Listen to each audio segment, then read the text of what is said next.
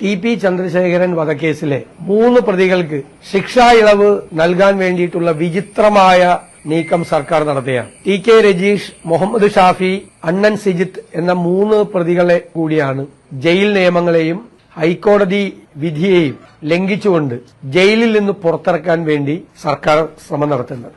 ഇത് സംബന്ധിച്ച ജയിൽ വകുപ്പ് കണ്ണൂർ സിറ്റി പോലീസ് കമ്മീഷണർക്ക് അയച്ച റിപ്പോർട്ട് പുറത്തുവന്നിരിക്കുകയാണ്.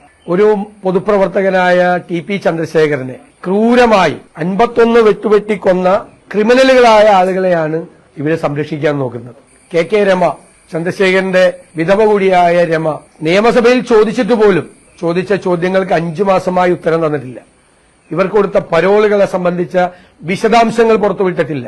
ഞങ്ങളുടെ അറിവിനെ സംബന്ധിച്ചിടത്തോളം ഈ എല്ലാ പ്രതികൾക്കും കൂടി 2000-ഓളം ദിവസം ഇവർ പരോള് കൊടുത്തിട്ടുണ്ട്. ഇതിനു മുൻപായിട്ട് ജയിലിൽ എല്ലാ സൌകര്യങ്ങളും ഈ പ്രതികൾക്ക് ചെയ്തു കൊടുക്കുകയാണ്. 5 സ്റ്റാർ സൌകര്യങ്ങളാണ്. ഇനി ജയിൽ റൂം എയർ കണ്ടീഷൻ ചെയ്തു കൊടുക്കേണ്ട ഒരു കാര്യം മാത്രമേ ഇനി ചെയ്യാനുള്ളൂ.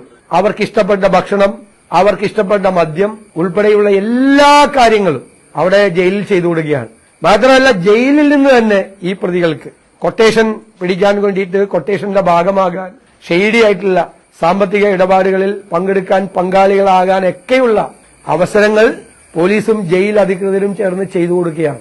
അവരവിടെ നിന്ന് തന്നെ ആളുകളെ ഭീഷണിപ്പെടുത്തുന്ന വിവരങ്ങളെല്ലാം പുറത്തു വന്നു. മിക്കവാറും സമയം അവർ പുറത്താണ്, ജയിലിലില്ല, പരോള് കൊടുക്കുകയാണ്. മാക്സിമമായി പരോളിന് പോലും അർഹതയില്ലാത്ത കൊടും ക്രിമിനലുകളെയാണ് ജയിൽ ശിക്ഷയിൽ ഇളവ് നടത്തി പുറത്തു കൊണ്ടുപോകാൻ നടത്തുന്ന ഈ ശ്രമം.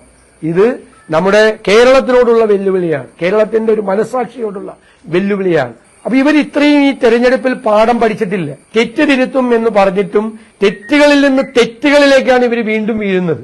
ഇത് ഒരു കാരണവശാലും ഈ ശിക്ഷാ ഇളവ് കൊടുക്കാൻ സമ്മതിക്കില്ല കേരളത്തിൽ. കേരളം അതിന് അനുവദിക്കില്ല.